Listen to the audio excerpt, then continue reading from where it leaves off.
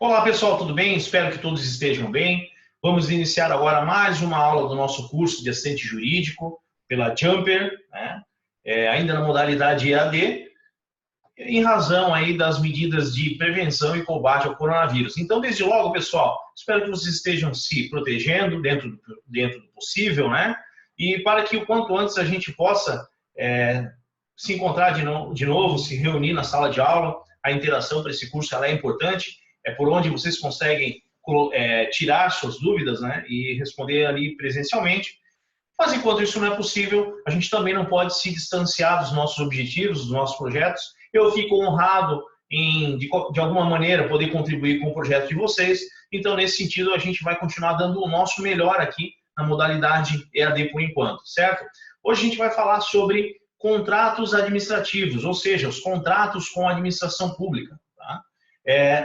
Em resumo, né, a maneira como a administração pública contrata produtos ou prestação de serviços, quais são os trâmites. Então, hoje a gente vai falar sobre licitações, sobre contratos, o que é empreitada, o que é a tarefa, o que é o leilão, o que é o pregão, enfim, uma série de modalidades, né, pelas quais a administração pública, então, vem adquirir, né, produtos e serviços. Então, a gente vai estar estudando isso com todas as regrinhas ali necessárias para esse fim. Então, a gente precisa primeiro entender o que é o contrato administrativo. Tá? O contrato administrativo é um ajuste feito entre a administração pública e particulares, ou mesmo outras entidades da administração pública, sempre, no caso, esse ajuste, né, ele sempre visa atender o interesse público, né? Então, seja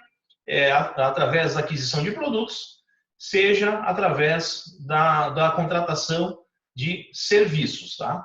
E aí, para a gente começar a entender, né? Então, contrato administrativo é o ajuste feito com particulares ou outras entidades também da administração pública, né? Sempre com o objetivo de atender a interesses públicos, tá? E esses contratos administrativos, eles são feitos tanto na esfera federal, na esfera estadual e na esfera municipal, ou seja, pelo governo federal, pelo governo do estado ou pelas prefeituras. Dentre as espécies de contrato, tá? A gente inicialmente vai falar do contrato de obra pública. O que quer dizer contrato de obra pública? Contrato de obra pública é o documento pelo qual, né, desde que se siga o que a lei determina, é o documento pelo qual a administração pública contrata a realização de obras novas, tá? Reformas ou ampliações. Tá? Então, ampliações, reformas ou obras novas. Quando eu falo em obras novas, construção. Construir, reformar ou ampliar prédios e imóveis que pertencem ou são cedidos à administração pública. Tá? Então, a reforma, ampliação e contratação, a reforma, ampliação e a construção de prédios da administração pública se dará por meio de contrato de obra pública. Existem, dentro dessa modalidade de contratação de obra pública, existem as empreitadas e tarefa. Tá? Então, é o seguinte, a gente precisa entender quais são as modalidades de empreitada. Então, a gente tem lá a empreitada por preço global, a empreitada por preço unitário e a empreitada por preço integral. Primeiro que assim, a empreitada ela é aquela modalidade de contratação pela qual as partes ajustam previamente o preço, né, o valor que vai ser necessário investir para que se realize aquela obra, seja construção, seja reforma ou seja ampliação. Uma vez que foram apresentadas, né, apresentadas lá nas modalidades de contratação, quando eu me refiro a modalidades de contratação, eu estou falando espécies, por exemplo, de licitação, de pregão, enfim. Onde assim, a administração pública ela transfere ao particular a responsabilidade pela obra, né, seja construção, seja ampliação, seja reforma, ela transfere a responsabilidade integral pela realização da obra por conta e risco do empreiteiro. Ou seja, se na hora de formular um preço, digamos assim, vários concorrentes, né, e o empreiteiro fizer formular um valor no qual ele não obtenha lucro, né, digamos, fique no 0 a 0, ou que venha a obter prejuízo, é por sua conta e risco. Ele não vai poder fazer, digamos assim, nenhuma reclamação a respeito, né, do valor da obra. Afinal de contas, né, ele faz a proposta e ele tem que, digamos, arcar com o risco. Claro, existem algumas situações, a própria lei de licitações, ela prevê os chamados aditivos, que podem, digamos assim, a proposta X venceu. Essa proposta ela pode subir o custo para a administração pública em até 25%. Isso a lei permite, né, desde que respeitadas algumas regras das leis de licitações, mas é possível, tá? Então, é uma discussão muito grande. Há quem diga que, aliás, há quem entenda que, se venceu na licitação no valor X, tem que executar a obra por aquele valor X. Porém, a nossa lei, ela permite que passou, né, venceu a licitação, venceu a contratação pelo valor X, mas é possível depois cobrar a mais até 25% da administração pública. Tá? Então, é importante desde logo que a gente diga isso. Então, vamos imaginar uma obra, tanto faz, se é construção, se é reforma ou se é ampliação. Você vai ter três tipos de empreitadas para atender essas necessidades, tá? Primeira delas, empreitada por preço global. Tá? Empreitada pelo preço global é o seguinte, é aquela que é formulada assim, formulado previamente um preço unitário para a obra toda. Tá? No caso, nesse caso específico, a gente vai estar falando de reforma ou ampliação. Tá? Então, empreitada global é aquela que vai considerar o valor total da reforma ou ampliação. Tá? O empreiteiro ele vai receber, né, digamos, com base, né, na realização da obra, né, ou reforma ou ampliação total. Agora, a empreitada por preço unitário, ele vai recebendo de acordo com a evolução. Vamos imaginar, aí vai valer tanto para a reforma, quanto para a ampliação, quanto para a construção. A cada fase em que ele vai completando, né, isso é muito bem estruturado pela parte de engenharia e tal. Então, de acordo com cada fase da empreitada que ele vai cumprindo, ele já vai recebendo durante a realização. E aí você tem também a empreitada por preço integral. Qual que é a diferença? Se lá em relação à empreitada por preço global. Lembre que eu falei que a empreitada por preço global, ela fala do valor todo, mas no caso de reforma ou ampliação. Enquanto a empreitada integral, ela se refere à construção total do empreendimento, no caso, né, de prestação de serviços, de realização de obra. Então, assim, você imagina a construção do zero de um posto de saúde, de uma escola, de um prédio do governo. Então, essa é a diferença. Enquanto a empreitada global, ela permite reforma e ampliação, a empreitada por preço global, a empreitada por preço integral, ela fala de construção, tá? Onde o empreiteiro vai receber o valor total, né? O valor total no momento em que ele entregar a obra. Então, é por sua conta e risco, tá? É por sua conta e risco. Falamos da empreitada, lembre-se, 3 modalidades. Por preço global, por preço unitário. E deixa eu trazer para vocês um exemplo da empreitada por preço unitário. Por exemplo, os empreendimentos imobiliários, tá? Vamos imaginar condomínios, apartamentos que são financiados com recursos do governo federal, e vou falar para vocês de um programa, né, o Minha Casa Minha Vida, também funciona assim. Começou a construção, para que o empreiteiro não tenha que arcar com todo o custo já de início só para depois receber, então são feitas medições, digamos, começou a terraplanagem e começou a fazer os fundamentos, por exemplo. Então, o engenheiro da Caixa Econômica vai lá, faz a medição, ok, cumpriu a primeira parte, né? Então, o empreiteiro já começa a receber os valores referentes àquela parte e ele já vai dando continuidade à segunda etapa. E assim por diante, vai fazendo e vai recebendo aos poucos. Então, a empreitada por preço unitário se é feito dessa maneira. Por unidade, se conforme ele vai realizando a construção, ou ampliação, ou a reforma das unidades, de acordo com essas medições, ele vai recebendo. Então, empreitada por preço unitário, empreitada por preço global, quando é o todo, mas todo do quê? Todo da ampliação e o todo da reforma. E aí você tem a empreitada por preço unitário, que se refere à construção do todo. Beleza? Então, joia. Falamos aí das empreitadas. Agora, vamos falar da realização de obra pública pela outra modalidade de contrato, que é o contrato de tarefa.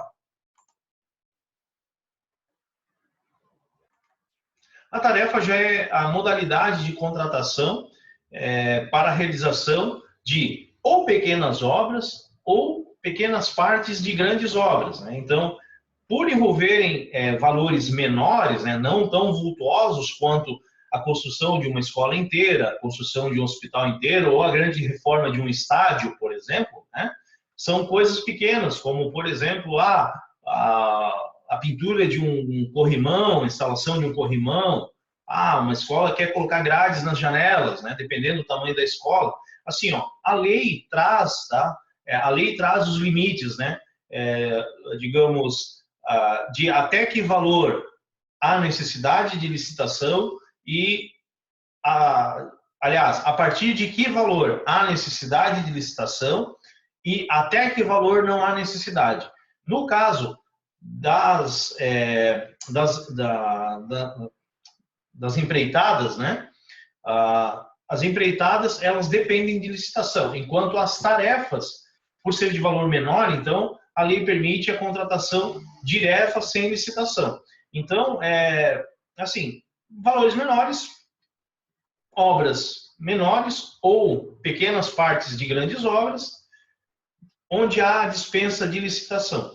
E também é importante salientar que nada impede, tá? Nada impede, por exemplo, que na realização da tarefa possa o tarefeiro, né? É tão raro a gente escutar tarefeiro, né? Normalmente a gente escuta, ouve falar sobre o empreiteiro, né? Agora, sobre o tarefeiro é um pouco mais, né? A gente não ouve com tanta frequência. Enfim, o tarefeiro, ele pode tanto fornecer apenas a contratação da mão de obra para a realização daquela pequena obra ou pequena parte de uma grande obra, ou ainda ele pode, dependendo, né, dependendo da situação, ele pode fornecer tanto a mão de obra quanto o material. Então, para a gente resumir, empreitada, né? Empreitada refere-se aos contratos de valor mais vultuoso, ou seja, valor mais caro, né, para fins de realização de obra pública, construção, reforma, ampliação, e as obras menores, né, menores ou pequenas partes de uma grande obra podem ser realizadas por meio de contrato de tarefa, tá? Tarefa, e aí é sem licitação. Joia? Então, seria essa parte de contratos administrativos para fins de realização de obra pública. Temos também o contrato de serviços. O contrato de serviço é aquele firmado pela administração pública para fins de que sejam realizadas atividades do seu interesse. Vão desde serviços braçais, como de limpeza, por exemplo, até serviços mais específicos, como contratação de um médico, contratação de engenheiro, ou mesmo a contratação, vamos dizer assim, a contratação de serviço de cunho intelectual, como a prestação de serviço de um músico. Vamos imaginar, uma cidade está promovendo a sua festa anual, sua festa de aniversário, e quer trazer determinada atração. Nesse caso, né, não haverá uma licitação, e sim uma contratação dentro daquilo que a lei permite, né? Assim como lá na empreitada, né, a gente viu lá que na empreitada você tem algumas modalidades. Você tem a empreitada por preço global, por preço unitário e por preço integral. Joia? Beleza, temos 3 especificações. O contrato de serviços também, né, tem as suas divisões. Tá? Então, eles poderão ser serviços comuns, serviços técnicos profissionais e serviços artísticos. Serviços comuns são aqueles considerados, digamos assim, a pessoa não precisa ter nenhuma qualificação específica para realizar aquela atividade. Vamos imaginar pintar uma parede, fazer a limpeza de um pátio, né? Fazer a varrição de um corredor, né? Enfim, serviços de ordem geral, né? E aí, justamente porque qualquer pessoa pode fazer essa atividade, ela tem que ser, a contratação tem que ser feita por licitação, né? E uma das modalidades de licitação, né? Além dos contratos, bom, existe o concurso público, mas nesse momento a gente não vai falar do concurso público, tá? Mas vamos imaginar que a administração pública, ela pode contratar serviço terceirizado, tá? Terceirizado através de licitação para a realização dessas atividades, né? E por serem serviços comuns, a lei determina, né, que haja o contrato por meio de licitação para a realização das atividades consideradas comuns. E aí você tem os serviços técnicos profissionais. Serviços técnicos profissionais são entendidos como aqueles em que há necessidade de que do profissional tenha alguma qualificação específica. Assim como um engenheiro, como um técnico, como um arquiteto, vamos pensar um motorista da prefeitura, um motorista de ambulância. O de ambulância, por exemplo, se eu não me engano, ele tem que ter a categoria E de habilitação. Então, ele tem que ter uma qualificação específica para realizar aquela atividade. Da mesma forma, um hospital, quando ele precisa contratar enfermeiros, técnicos de enfermagem, médicos, né? Então, exige-se uma qualificação mínima para aquela prestação de serviço. E mesmo dentro dos serviços técnicos profissionais contratados pela administração pública, você tem mais uma subdivisão, tá? Então, você tem os serviços técnicos profissionais ditos como genéricos, né? Vamos dizer, um eletricista, um bombeiro hidráulico, né? Que é o popular encanador, né? Bombeiro hidráulico, enfim, pessoas que precisam, né, de alguma qualificação, mas uma qualificação mínima para que possa realizar aquela atividade. Ou mesmo, vamos imaginar o pessoal da administração pública, né, que faz um concurso público, precisa ter primeiro grau completo, segundo grau completo, ensino básico. Ou mesmo, a gente pode falar aqui dos médicos. Você tem a questão, o clínico geral, né? Então, ele é formado em medicina, mas ele não é um especialista. Então, ele é considerado, o serviço de clínico geral, ele é considerado um serviço técnico genérico, um serviço profissional técnico genérico. Já os serviços os serviços técnicos profissionais especializados, eles demandam uma especialidade, um maior preparo, uma maior qualificação, tá? Dos seus profissionais. Tá? Vamos imaginar, na área do direito, na administração pública, acaba não se exigindo isso, por exemplo, para ser o procurador do município, para ser o advogado do município. Mas em outras áreas, sim. No próprio médico, né? Eu falei do clínico geral, que ele é um serviço técnico profissional genérico. Enquanto vamos pensar no neurologista, né? Ele é um especialista, o neurologista. Ele é um médico que ele fez uma especialização em neurologia. Assim como um cardiopata, né? Um cirurgião, né, aquele que faz a cirurgias de coração, o coronário, se eu não me engano, enfim, mas uma especialização da área, né? Coronário, se eu não me engano, é a especialização do cirurgião, né, responsável por fazer cirurgias do coração. Então, assim, são serviços técnicos especializados, são serviços técnicos profissionais especializados. Ou, vamos imaginar uma empresa, uma cidade, aliás, uma cidade que está querendo construir uma represa, uma grande represa. Ele vai ter que contratar um engenheiro de grandes obras, né? Um engenheiro especializado, né, naquele tipo de construção. Então, quando há essa necessidade de um serviço técnico profissional especializado, tá? Em algumas situações a lei permite que a contratação seja feita sem licitação, mas a regra geral é de que haja licitação. E aí, por último, você tem os serviços técnicos profissionais, né, de produção artística, né? Você pode incluir nessa turma aí profissionais da área de pintura, por exemplo, ou escultura. E atentem-se, né? Se você chegar para um escultor e disser que ele é um pintor, ou falar para um pintor que ele é um escultor, você vai estar comprando uma briga, tá? Às vezes, a pessoa realiza as duas ou até mais atividades, perfeito.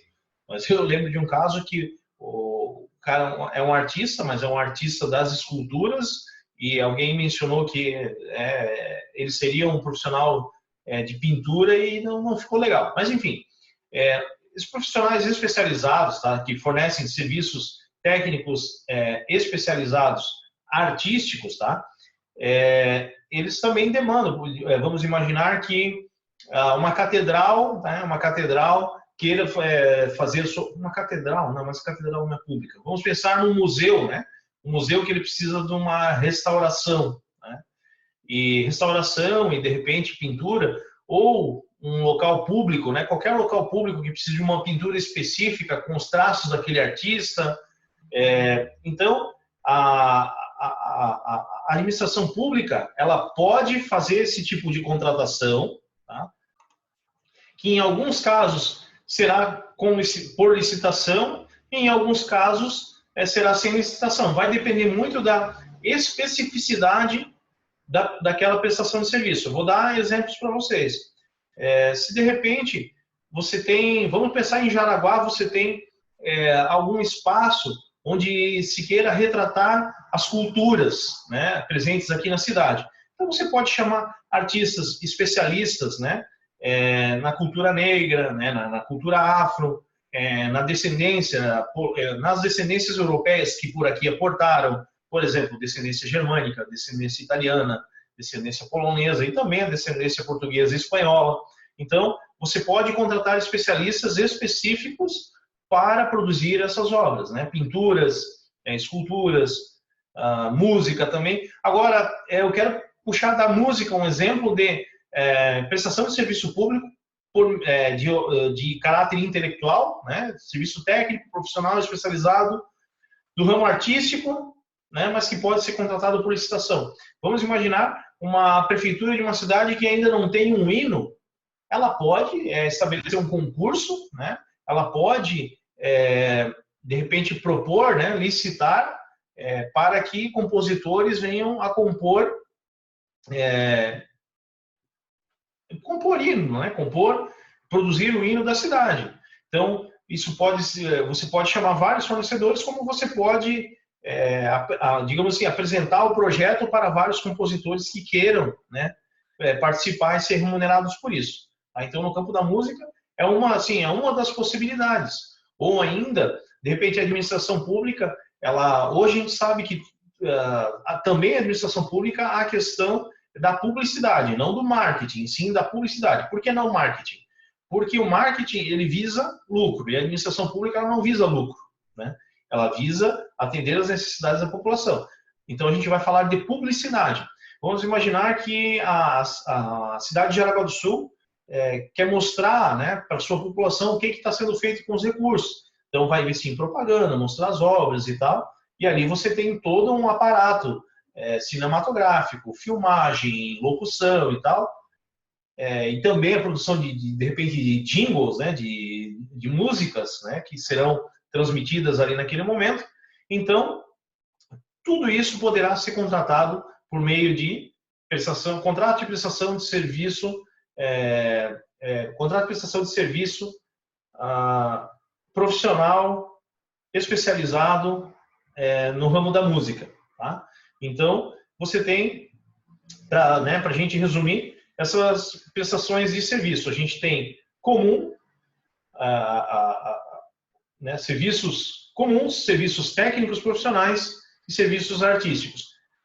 Comuns, aqueles que não exigem qualificação e são contratados por meio de licitação. Técnicos profissionais exigem alguma qualificação e também são contratados por meio de licitação. Aí você tem os técnicos profissionais, dentro dos técnicos profissionais, os serviços técnicos profissionais genéricos, que exigem alguma qualificação, e você tem os serviços técnicos profissionais especializados, que aí requerem qualificação específica para o fornecimento daquele serviço, para a realização daquele serviço. E aí você tem também os serviços técnicos profissionais de cunho artístico, que em alguns casos poderão ser requeridos por meio de licitação ou poderão dispensar, né, a contratação por meio de licitação, sempre observando as regrinhas, né, presentes na lei com relação a valores, inclusive. Né? Tem uma série de regras ali na lei de licitações que diz quando e por quê depende de licitação e quando e por que não depende de licitação na contratação com a administração pública. Chegamos agora ao contrato de fornecimento. O contrato de fornecimento é aquele que envolve a aquisição de bens móveis pela administração pública. Esses bens móveis, eles podem ir desde, vamos imaginar, materiais para escritório, materiais de limpeza, material escolar, até frota de veículos, tá? Bens móveis. Então, nós temos, nesse contrato de fornecimento, tá? Você tem a modalidade contrato de fornecimento por pagamento integral, aliás, contrato de fornecimento integral, contrato de fornecimento contínuo e contrato de fornecimento parcelado. Como é que funciona? O contrato de fornecimento integral, vamos imaginar que a prefeitura decide comprar determinado equipamento, tá? Pouca quantidade. Então, vamos pensar no equipamento aí. A prefeitura resolve comprar 10 cadeiras de dentista, né, para serem instalados nos postos de saúde da cidade. Perfeito. Se o fornecedor entrega de uma vez só, recebe também de uma vez só. Tá? Esse é o contrato integral. Né? Entrega e recebe tudo de uma vez. Aí você tem o contrato parcelado, que a prefeitura contrata para receber o produto, né, o material, o bem imóvel, de forma parcelada e também paga de forma parcelada. Se a gente pensar, por exemplo, com relação às empresas, vamos imaginar, a gente tem aí, eu pensei em asfalto, por exemplo, mas aí vamos pensar numa outra coisa aí que possa ser, parcelado. Materiais para escritório e materiais de limpeza. Que esse tipo de material não exige entrega mensal, se você for analisar. Por exemplo, material de escritório, se vier uma vez a cada 2 meses, desde que a prefeitura, né, pensando aqui na micro-região, mas, claro, a gente tem que sempre lembrar que a mesma lei ela vai funcionar para estados, municípios e para a União. Mas eu estou aqui pensando, material de escritório, material de limpeza. Se a entrega pode ser mensal? Pode, mas ela precisa ser mensal? Não necessariamente. Desde que haja local para armazenamento, ela pode ser entregue a cada 2 meses, por exemplo. Dependendo do uso de determinado material, pode ser a cada 3 meses. Ou, vamos imaginar, para a construção de determinada obra, né? Fechado lá para a construção de uma escola. A gente falou lá antes da empreitada. De repente, a prefeitura fechou com o empreiteiro vai fornecer mão de obra, mas a prefeitura fornece o material. Mas esse material ele não vai chegar não é campo de obras, no canteiro de obras. Esse material não vai chegar no canteiro de obras de uma vez só, né? Tijolo, cimento, telhado, todos os materiais que vão, tintas, não, ele vai chegar de forma parcelada, né? Tijolos, areia, né? Enfim, quem está mais próximo da construção, né, tem maior conhecimento a esse respeito aí. Então, assim, o material vai chegar de forma parcelada e também será pago de forma parcelada. Essa é a contratação, né, de fornecimento parcelado. Já falei do contrato de fornecimento, deixa eu ver aqui, o integral, né? Entregue de uma só vez. Falei agora do parcelado e tem do fornecimento contínuo. Algumas contratações, tá? Algumas contratações de fornecimento de bens móveis, eles se darão de forma contínua. Pode ser o caso do material escolar? Pode, né? Papel, por exemplo, né? Talvez a administração pública não disponha de espaço suficiente, né, para que se receba,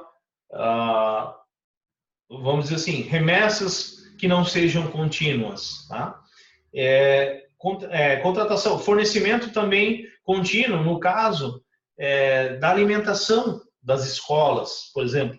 Medicamentos para os hospitais também se dão pela contratação, pelo fornecimento contínuo. Tá?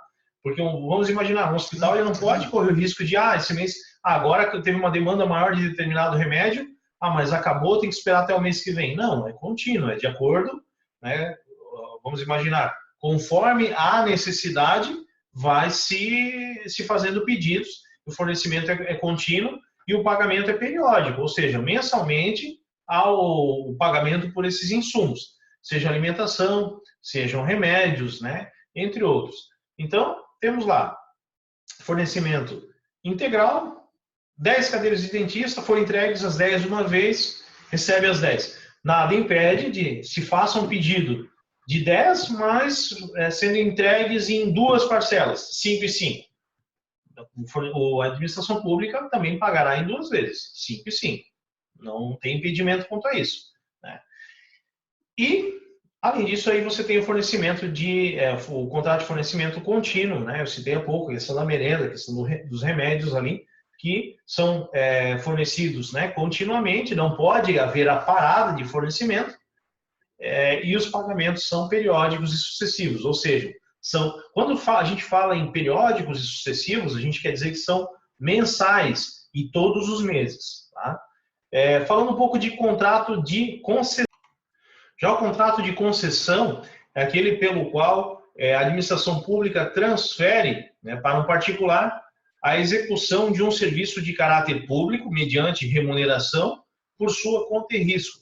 Ou seja, ele poderá executar um serviço público, poderá cobrar pela realização desse serviço público e terá a incumbência de custear a sua infraestrutura. Eu já vou dar um exemplo prático para vocês, para depois a gente trabalhar as modalidades. Quando a gente fala em concessionária, e não concessionária de veículos, mas concessionária de serviços públicos, a gente deve pensar em exemplos como, por exemplo, ficou horrível, mas vamos lá. Pedágio, né? Pedágio, as nossas vias, elas são públicas, sim, mas que mediante concessão, mediante contrato de concessão,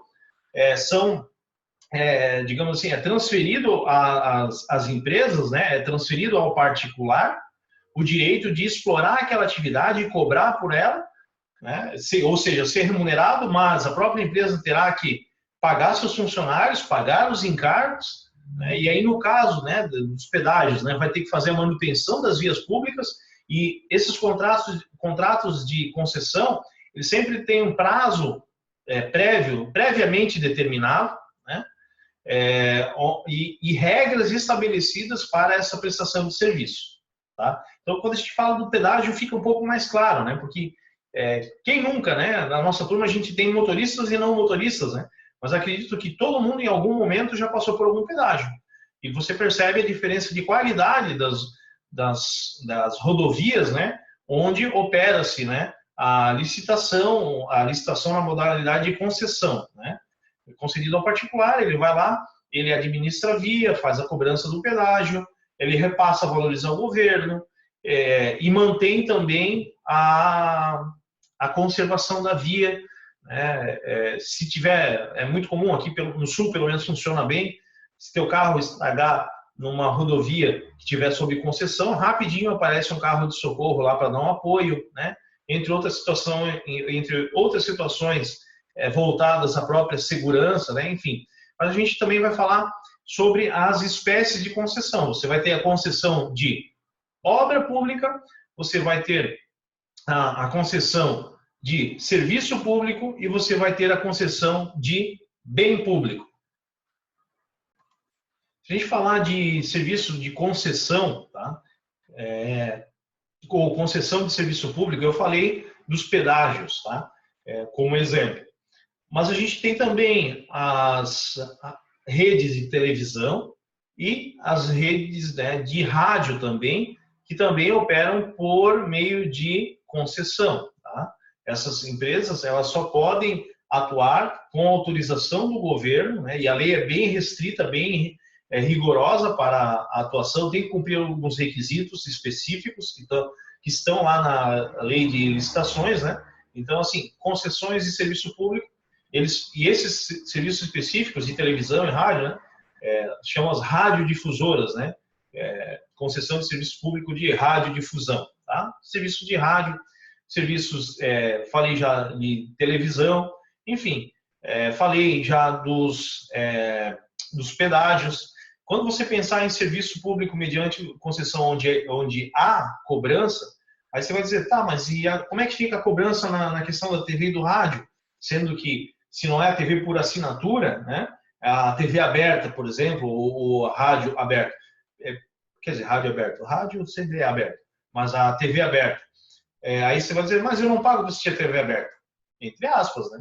Porque quem paga são os patrocinadores, que por sua vez, né, acabam remunerando a concessionária da televisão, a rede de televisão, para que possa, na sua programação, expor o seu produto, expor, né, o produto ou serviço, e aí atrair os consumidores. Então, você não paga diretamente, mas você fica exposto à propaganda daquele fornecedor, e ele sim paga diretamente a televisão, que trabalha por meio de concessão.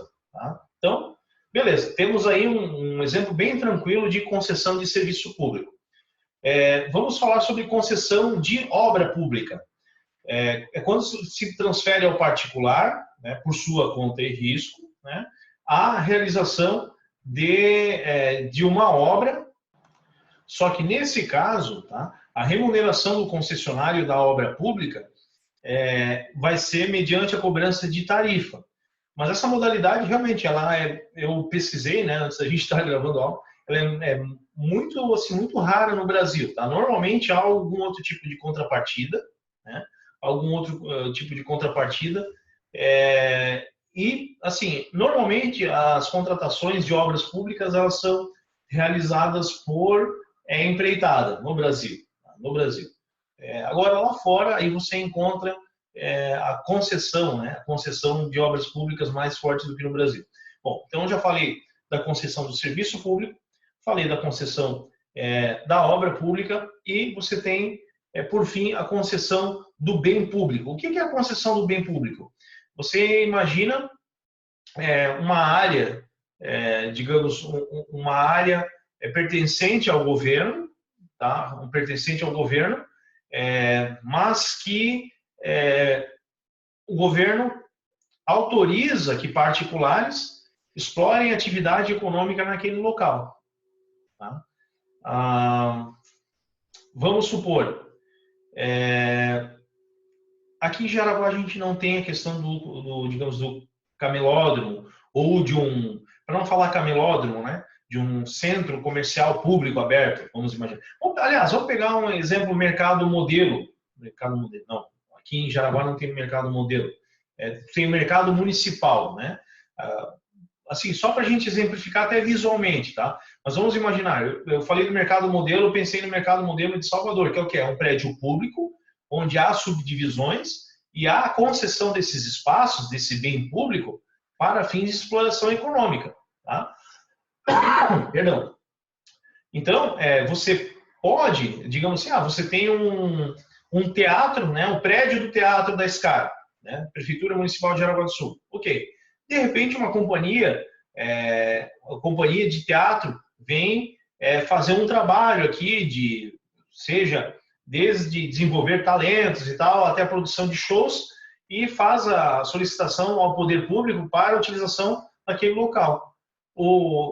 A administração pública, ela pode entender viável e pode conceder, né, autorizar, né, conceder aquele espaço para a realização daquela atividade. Tá? Isso é permitido. Tá? E aí, dentro dessa modalidade de concessão de bem público, né, é bem interessante porque tu tem duas modalidades, a concessão administrativa e a concessão, deixa eu até pegar o nome aqui, concessão de direito real de uso. Tá? Qual que é a diferença? Na concessão administrativa, né, vamos imaginar, ali falei dos espaços do mercado, digamos, do mercado municipal. Então, são concedidos aos particulares e eles não podem ser transferidos em hipótese alguma. Permanecerão sob, digamos assim, sob a responsabilidade daqueles que buscaram a concessão junto ao órgão público. Aquele lá faleceu, a prefeitura, né, ou o governo do estado, ou o governo federal, poderá abrir novo processo solicitatório, para que outros particulares venham fazer uso daquele local, daquele bem público, daquele espaço. Tá? Então não tem vinculação, não há ingerência do particular sobre o uso do bem público. Mas você tem o contrato de concessão, tá? Cara, o nome é bem... Deixa eu até pegar aqui. De uso real, né? Essa concessão... Tá. Deixa eu pegar aqui. Concessão de direito real de uso. Tá? Eu vou dar dois exemplos aqui de concessão de direito real de uso. Tá? Não, vou dar um, porque o outro é serviço. Eu ia falar do serviço de táxi, né? Que também é por meio de concessão. Mas de bem público, concessão de uso real de bem público. Vamos lá. Cemitérios de Jaraguá do Sul. Tá? Os cemitérios municipais de Jaraguá do Sul é o seguinte, você vai lá, paga uma taxa, né? Você paga uma taxa para poder enterrar o seu ente querido, certo? Ok. Vamos imaginar, enterrei, né, meu pai enterrou meu avô naquele local. Quando meu pai falece, a concessão, ela segue a sucessão, né? A herança ali, aliás, a concessão, ela segue a sucessão. Então, o terreno, né, o bem público, ele continua sendo da prefeitura. Tá? Aí vocês vão dizer, mas eu fiquei sabendo de alguém que pagou caríssimo e tal. Aí a gente tem que saber diferenciar o seguinte, teve um período em Jaraguá, em que os cemitérios não eram, digamos assim, não eram administrados dessa forma como é hoje pela prefeitura. Havia uma época em que se comercializava os terrenos, com escritura, inclusive, do terreno, aonde essas famílias, essas pessoas, passavam a ser realmente proprietários do terreno. Em determinado momento, passou-se a fazer a concessão. Entendeu-se, criou-se uma lei municipal que determinou que o terreno do cemitério é da prefeitura, mas que a prefeitura irá conceder esse bem público, conceder esse espaço aos particulares. Então, o particular vai, paga uma taxa, né, enterra o seu ente querido. Então, vamos imaginar, meu avô faleceu, meu pai foi lá e enterrou meu avô. Né? Ok. Quando meu pai falece, aquela concessão de uso real, ela vem para mim. Veja a diferença daquela concessão administrativa. Na concessão administrativa, o bem público ele não segue a sucessão. Agora, a concessão de uso real, ela segue a sucessão. Faleceu meu avô, meu pai fica responsável pelo espaço. Meu pai faleceu, os herdeiros do meu pai ficam responsáveis pelo espaço. No caso, eu faleci, meus herdeiros ficam responsáveis pelo espaço, ficam responsáveis por aquela concessão. Hoje, há apenas a necessidade de você atualizar cada vez que falece alguém que você sepulta naquele local, você paga uma taxa para fins de atualizar, mas a concessão continua com aquela família. Ah, mas de repente aquela família não teve mais herdeiros, pode chegar em algum momento, tá? Que essa área ela pode ser recolocada, tá? Recolocada, tornada disponível novamente, tá? Vou falar de um caso para vocês, né? Que eu tive participando. Não é um caso judicial, é algo envolvendo familiares, né? Eu tinha familiares em 2 cemitérios da cidade e a pedido dos parentes próximos foi feita a exumação do corpo de um, tirado de um cemitério e feito o traslado, sepultado no outro cemitério juntamente com os restos mortais dos outros parentes. E aquele túmulo que foi desocupado, eu tive que fazer assinar a desistência daquela concessão e retornou para a prefeitura aquele terreno. Aliás, retornou o uso, né? Porque nós tínhamos uma concessão de uso e nós desistimos, o documento é esse, desistência do uso. E aí ele fica novamente disponível para a prefeitura. Então, esse assim, é um exemplo bem prático da concessão de uso real de bem público. Lembrando que a gente tem a concessão de uso real e a concessão administrativa, né? Onde ela não segue a sucessão. O particular que adquiriu o direito àquela concessão, se ele falecer, não vai para o filho. Ele fica disponível e a prefeitura é que vai destinar. Mas a prefeitura pode destinar para um herdeiro? Pode, se tiver interesse, pode. Tá? Mas não é regra. A gente chama de mera liberalidade por parte da prefeitura. Né? Falei da prefeitura, mas aí a gente pode pensar em algumas situações no âmbito estadual e no âmbito federal também. Vocês percebam que durante a aula, em alguns momentos eu falei em licitações, em alguns momentos eu falei em concursos. Concurso é espécie da qual licitação é o gênero. Por quê? A licitação é o meio pelo qual a administração pública avalia as propostas para a contratação, né, seja de serviços, seja de aquisição de bens, enfim. A licitação é o meio pelo qual existem, dentro das licitações, algumas modalidades, tá? Algumas modalidades para fins de aquisição de bens ou a prestação prestação de serviços pelo particular para a administração pública. Então, dentre as modalidades, só para a gente passar aqui rapidinho, né, em resumo, você tem a tomada de preços, a concorrência, o convite, o concurso, o pregão e o leilão. Então, são essas as modalidades de contratação, aliás, modalidades de licitação que a gente possui, né, no ordenamento jurídico.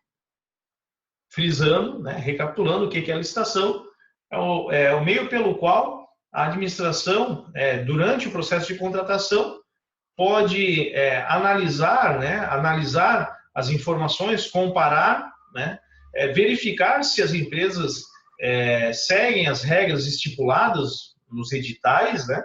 Enfim, ela vai poder escolher a proposta para que melhor atenda às suas necessidades. A ideia da licitação é a seguinte, pessoal, poder passar igualdade e transparência no procedimento, tá? E que se possa escolher a opção mais vantajosa dentre os fornecedores de produtos ou serviços, né? Que essa prestação, né, de serviços ou fornecimento de produtos possa atender às necessidades. Então, assim, a ideia é que, através de um processo transparente, com regras pré-determinadas e claras, a administração possa escolher, né, com quem vai trabalhar e sempre a proposta mais vantajosa dentre aquelas com as quais ela vai trabalhar. Na teoria funciona bem, né, pessoal? Na teoria funciona bem. Na prática é que fica a desejar. E aí eu tomo a liberdade de dar um exemplo bem atual para vocês, essa questão dos respiradores aí, comprados pelo estado de Santa Catarina, que está sendo tudo muito, digamos assim, está sendo apurado. Então, embora nos cause, digamos assim, bastante curiosidade, de certo modo revolta, quando a gente entende que alguma coisa foi feita de errado ali, Mas a gente tem que ter o cuidado, e vocês como operadores, futuros operadores do direito, como assistentes jurídicos, a gente tem que sempre tomar o cuidado de evitar pré-julgamentos, né, e aguardar a apuração dos fatos. Vamos imaginar que uma investigação, embora o negócio pareça estranho e tal, mas vamos imaginar que a lei permite a maneira como aqueles respiradores foram comprados e daqui a pouco esses respiradores são entregues. Se não houver ilegalidade, né, se não houver nada de irregular, sem problemas. Ocorre que existem vários indícios e que estão sendo apurados, né? Então, o processo licitatório, o objetivo dele é evitar isso, evitar erros pela administração pública, evitar que alguém leve vantagem indevida, é tornar o processo transparente, é trazer igualdade para o processo. Enfim, empresas concorrentes que querem contratar com o poder público, né, eles precisam conhecer as regras previamente para, inclusive, saber se ele possui condições. Vocês viram ali que dentre as modalidades de contratação com o poder público, muitas delas falam em por conta e risco, né, do particular. Então, o particular ele precisa conhecer quais são, né, as contas e qual é o risco daquele empreendimento.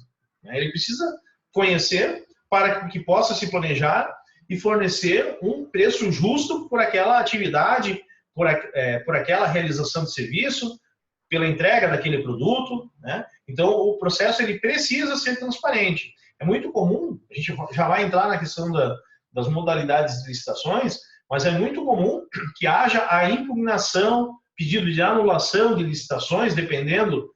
Isso é muito comum, né? Processos licitatórios irem para a justiça por conta de irregularidades. Infelizmente, é onde entra a burocracia no nosso país. Dependendo da modalidade de licitação que a lei determina para que haja aquisição de determinado produto ou serviço, né, pode demorar mais ou menos, né, por conta da burocracia, por conta dos interesses envolvidos, né? Em alguns casos, a gente ouve, né, a dificuldade é comprovar isso, mas a gente ouve sobre realização de licitações onde os concorrentes já tinham ali conversado sobre uma oferta, digamos assim, muito parecida, ou, né, a gente ouve também falar sobre determinados licitações, onde na hora de apresentar a proposta ali entre os concorrentes já se sabe quem irá vencer, né? Enfim, algumas práticas que a gente ouve, mas é difícil comprovar, então por isso que a gente não vai nomear ninguém específico aqui, né? Então vamos lá. Tomada de preços. Tomada de preço, tá, é a contratação, né, pelo serviço, né, pelo poder público, pelo qual ele pode contratar a realização de obras, serviços, né, a compra, né, de bens também, desde que respeitados os limites estabelecidos em lei. Então, a tomada de preços ela vai ter um teto, né, digamos, até tal valor de aquisição de bens ou serviços, ela poderá ser por tomada de preço. A partir de tal valor, deverá ser por outra modalidade que seja maior publicidade. No caso da tomada de preços, como é que funciona?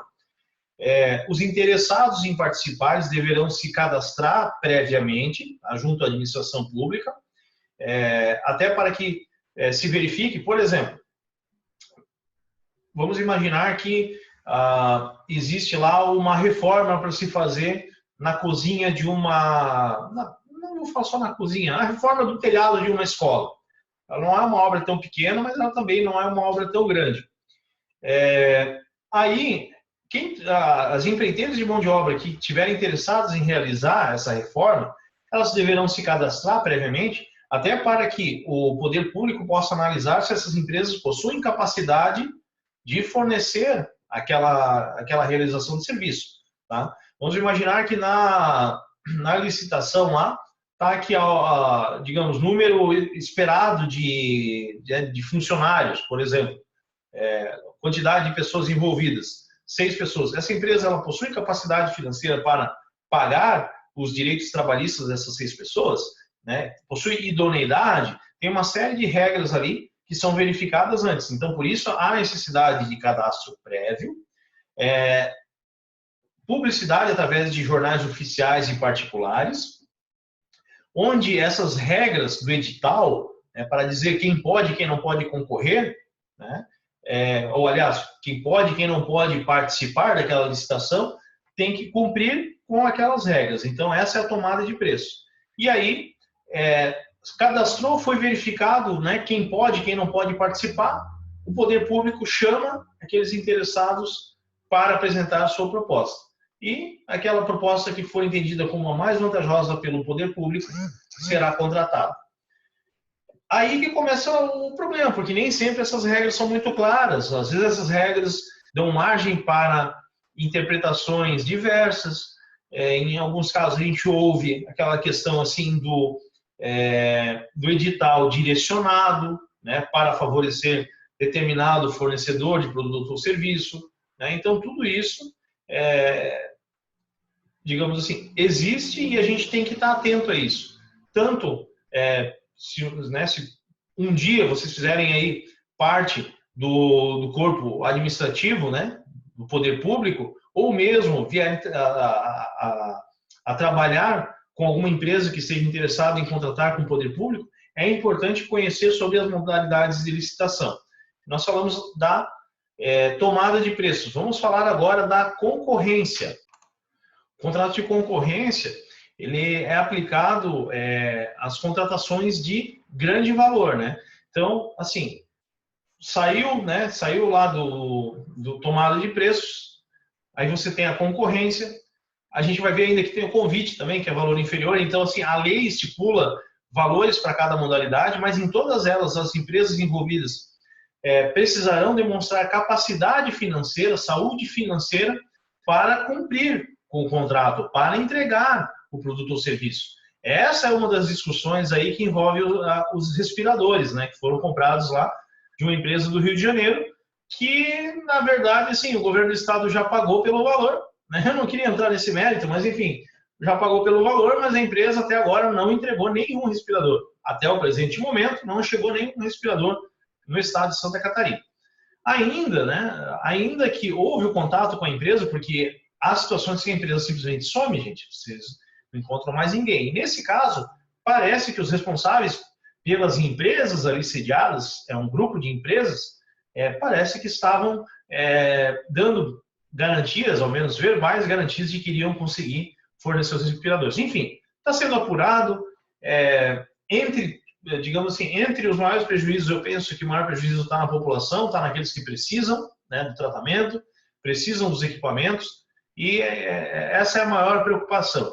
Responsabilização, quem fez, quem não fez, isso tem que haver, né, mas um momento oportuno, mas primeiramente cuidar da saúde das pessoas, né? E aí depois se apurar responsabilidades, independentemente de partido ou de pensamento político, quem brincou com dinheiro público tem que responder. Então, mas eu comento sobre isso ali para a gente poder ilustrar um pouco melhor, né, a nossa aula de hoje, que fala sobre contratações junto ao poder público. Falando mais um pouquinho da concorrência, então, além dela tratar digamos assim, das contratações de grande valor, né, mediante, né, o cumprimento pelos concorrentes aos requisitos, né, previstos na lei, previstos no edital, capacidade financeira e tal, também a compra de bens imóveis junto ao poder público sempre se dará por meio da concorrência. Tá? Então, para que não haja dúvidas em relação a isso aí. Concorrência, né, é a modalidade pela qual são realizadas as aquisições de bens e serviços de grande valor, e também aí a gente tem expressões específicas. Você tem a aquisição quando o poder público quer comprar, mas você tem também a concessão quando o poder público quer conceder o uso, né? E você tem quando o bem público ele deixa de ser útil, né? Aí você tem a questão lá da desafetação e aí a possibilidade do poder público vender, né? Vender aquele bem, né? Móvel e imóvel, através do leilão, que a gente vai falar daqui a pouquinho, certo? Mas agora é a hora de falar do convite, tá? Convite é uma outra modalidade de licitação pela qual são realizadas as contratações de menor valor, tá? São, digamos assim, a modalidade mais simples de contratação. A lei determina lá qual é o limite, tá? O limite de valor. Então, contratação simples de pequeno valor por meio de convite, carta convite.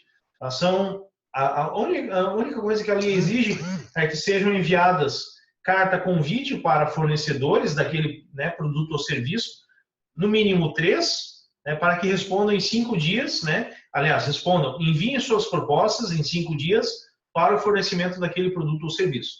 Muito simples, não precisa aliás, essa é uma modalidade de licitação, mas não necessita nem de publicação em jornal, por exemplo.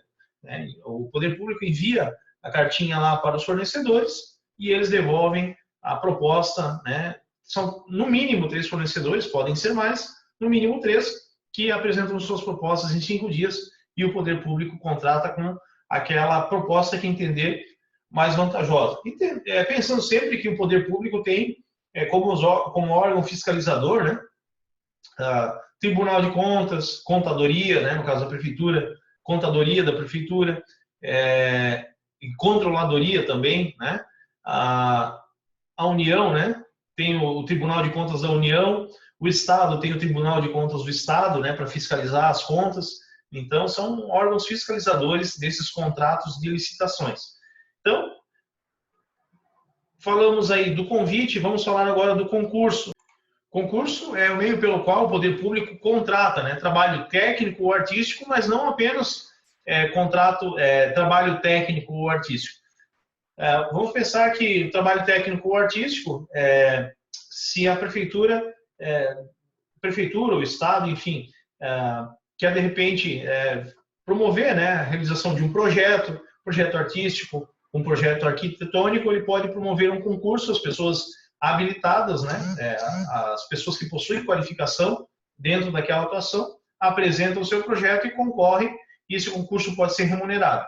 Também há o concurso para ingresso nos cargos públicos, então também é um meio pelo qual o poder público contrata, né, a servidores públicos, né, sempre respeitados os requisitos presentes nos editais de concurso público. Então, é o meio pelo qual o poder público contrata trabalho técnico, artístico, né, ou outras modalidades, como, por exemplo, segurança, saúde, educação, né? Então, essas contratações são feitas mediante concurso, né, e também mediante remuneração.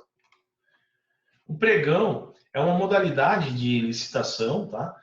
Que ao longo da história teve outros significados, mas que não cabem trazer aqui porque é só para confundir. Tá?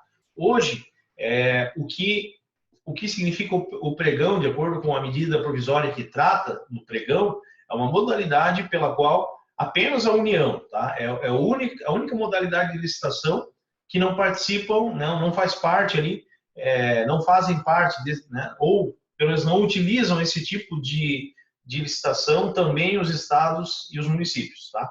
E o pregão, tá? O pregão é uma modalidade exclusiva da União para fins de aquisição de bens ou serviços, né? No qual são dados lances, né, de acordo com a necessidade apresentada pelo poder público, em local público são dados lances e aquele lance que for mais vantajoso para a União, né, haverá a contratação. Já o leilão é a modalidade de licitação para a venda de bens móveis, né, a qualquer pessoa da população, venda de bens móveis inservíveis para a administração ou de produtos legalmente apreendidos, né, ou penhorados, ou ainda para a alienação de bens móveis cuja aquisição seja derivada de procedimento judicial ou de dação em pagamento. Ou seja, o que são bens inservíveis, tá, para o poder público? Vamos imaginar, você tem uma frota de veículos já com uma quilometragem alta, está chegando o momento de se fazer manutenção, começa a se tornar caro, né, para a administração começa a se tornar mais vantajoso trocar aquela frota. E a maioria das vezes é o que acontece. A prefeitura, né, ou Secretaria de Estado, ou mesmo os órgãos da União, trocam a frota e fazem o procedimento de tornar, chama desafetação, é tornar aquele bem inservível para a administração. É onde um particular vai lá no leilão e compra. Leilão, por exemplo, leilão do Detran, né? Falando de bens legalmente apreendidos, né? Então, o leilão do Detran é uma dessas modalidades, então qualquer um pode ir lá se apresentar e dar lanços para adquirir o que está lá nos lotes do leilão do Detran, né? Também bens penhorados, né? Vamos imaginar, falei já do leilão do Detran, do Detran, tá? Que podem ser de bens legalmente apreendidos. Legalmente apreendidos, assim, de repente, veículo que está sendo utilizado para um fim criminoso, ele pode ir a leilão? Pode. Se o crime se dá por meio do uso do veículo, né? Isso vale tanto para o veículo quanto para imóvel, por exemplo, uma chácara, um sítio, né? Uma fazenda que esteja lá cultivando maconha. Aqui, né, no Brasil, enquanto não for legalizado, não sei se o dia vai ser, não vou entrar nessa discussão, mas, por exemplo, uma pessoa que tem uma propriedade rural e é pega em flagrante lá cultivando maconha ou cultivando outra substância proibida, né, ou mesmo traficando, e aí traficando não apenas maconha, mas outras drogas ou medicamentos de uso proibido no Brasil, eles poderão ter os seus bens apreendidos e esses bens levados a leilão posteriormente. Tá? Bens penhorados. Vamos imaginar que a pessoa não cometeu crimes com o veículo, mas está lá cheio de multa, não paga IPVA, não paga licenciamento, não paga uma série, né? Vai chegando um momento que há digamos assim, acontece o acréscimo de juros e correção sobre a dívida, né? Digamos, é inscrito como dívida ativa do contribuinte, tá? E chega em algum momento, né, ele com o documento atrasado, digamos assim, com o licenciamento atrasado, o carro é apreendido e se o motorista o proprietário não regularizar aquela dívida, aquele débito junto ao Estado, aquele veículo irá a leilão. Então, um outro particular vai lá e compra aquele veículo, né, já liberado daquelas pendências financeiras. Bens imóveis, né, cuja aquisição seja derivada do procedimento judicial ou de dação em pagamento. Ou seja, da mesma forma que o carro, né, ele pode ir a leilão porque os impostos não foram pagos, tá? Da mesma forma, vamos imaginar esse pessoal que comprou apartamento pelo Minha Casa Minha Vida, né, que o apartamento é dado como garantia no financiamento, certo? A pessoa não pagou para o banco, né, um banco, no caso a Caixa Econômica Federal, um banco público, né, esse bem ele pode ser penhorado, pode ser leilão por conta daquelas dívidas, por conta daqueles débitos, e outro particular vem e compra aquele bem por meio de leilão. O que é a dação em pagamento? Vamos imaginar que uma pessoa ela possui vários imóveis, e está lá com o IPTU atrasado, ou Imposto Territorial Rural atrasado, um montante lá, e aí, para fins de regularizar, ele pode dar um bem imóvel, né, e indicar para a administração pública, olha, esse bem ali eu quero transferir para a administração pública para fins de quitar o débito existente. Ok, esse imóvel, se ele não for de interesse da União, digamos assim, que não será aplicado, né, o uso da União para este bem imóvel, ele irá a leilão e aí o valor recebido do leilão irá para os cofres públicos, né? Então, essas são as possibilidades. E aí você tem, dentro do leilão, duas situações ali. E aí, dentro das modalidades do leilão, você tem o leilão comum, tá? E o leilão administrativo. O leilão comum é aquele atribuído ao leiloeiro oficial, aquele nomeado pelo juiz, né? Vamos falar de bens apreendidos ou de patrimônio que fica à disposição da justiça, né? E a justiça, então, repassa a terceiros através do leiloeiro oficial, tá? Já no órgão administrativo, por exemplo, prefeituras e estados, eu falei de veículos apreendidos. Aí você tem a apreensão. Se for por crime e tal, vai ser, né, justiça leiloeira oficial. Se for por débitos administrativos, que é o caso do leilão do Detran, por exemplo, tá? Então será o leiloeiro administrativo. Tem outras situações também onde os bens sofrem desafetação, né, ficam inservíveis para a administração pública, né, e são colocados à disposição. Eu falei ali antes de frota de veículos, né? Eu tenho um familiar, né, que uma vez comprou um caminhão da prefeitura de uma cidade, que, digamos, a prefeitura estava renovando a frota e aquele bem tornou-se inservível para a prefeitura. Não valia, a prefeitura avaliou naquele momento que aquele bem não compensava fazer manutenção, daí ele tinha que trocar a frota. Então esse familiar foi lá, se habilitou no leilão. Essa habilitação ela não exige requisito prévio, né? E ele foi lá e fez a aquisição. Então, leilão comum, aquele feito pelo leiloeiro oficial, aquele nomeado pelo juiz. Leilão administrativo, feito pelos órgãos da administração pública, né? Lembrando que, assim, o leilão, por que ele não se exige digamos assim, muitos requisitos e tal? Porque, normalmente, ou o pagamento é à vista ou feito em curto prazo. Alguns leilões podem determinar que, não é feito o pagamento todo à vista, então haverá um depósito percentual inicial. É dado aos interessados, né, o direito de saber, né, de forma específica, quais são os bens que envolvem, né, eu falo em bem, mas muitas vezes são construídos lotes, né? Ao lote de veículos, ao lote de mobiliário, ao lote. Então, é divulgado aos interessados o que tem nesse lote, quais são as características, em que estado se encontram, onde se encontram, né, para que possam ser examinados pelos interessados, né? E aí é marcado um horário onde o público, os interessados se apresentam, né?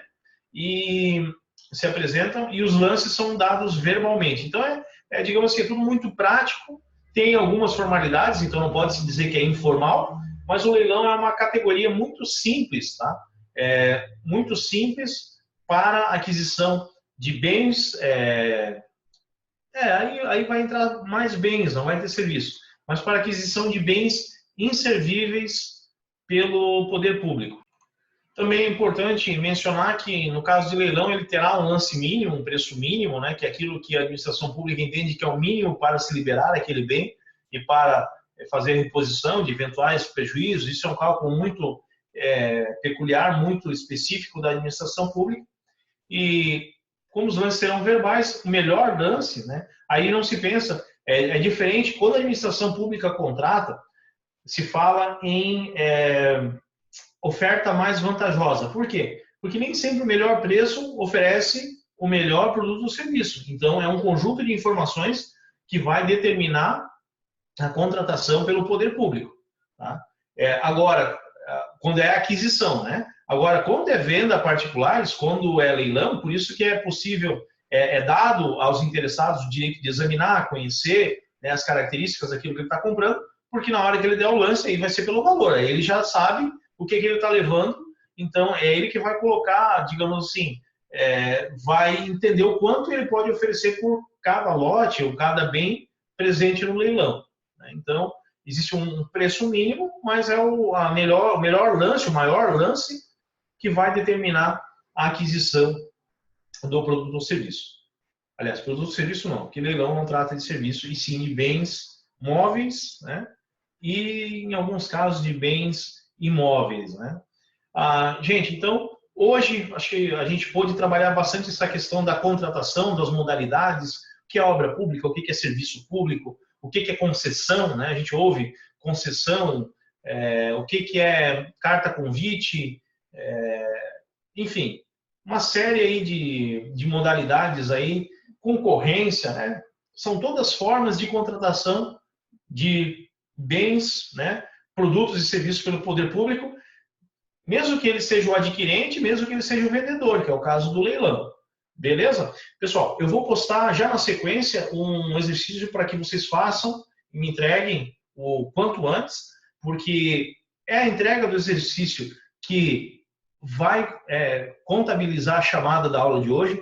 Então, peço encarecidamente que a gente capriche, tá, pessoal? Para que a gente não tenha que ir lá ao final do curso ficar fazendo aula de reposição. É um tempo que vocês ganham agora, nesse momento em que estão se protegendo, né? Estão se protegendo, estão, na medida do possível, né? Estão em casa, estão podendo direcionar tempo aí para estudar, né? Então é isso, gente. Precisamos realizar os exercícios. O nosso curso, ele tem algumas diretrizes, né? Junto ao MEC, até, porque, né? Todo curso, para que tenha aprovação, ele tem que seguir regras junto ao MEC. E uma delas é a questão das notas, a questão da frequência, né? Realização de avaliações e frequência mínima para aprovação. Tá, gente? Então, vamos ficar atentos a isso nesse momento em que o curso está em EAD. A gente precisa ter a frequência necessária para fins de aprovação ao final do curso, para fins de emissão do certificado. Beleza, gente? Obrigado mesmo pela participação de vocês hoje. Eu fico no aguardo, então, dos exercícios. Grande abraço, se previnam e até mais.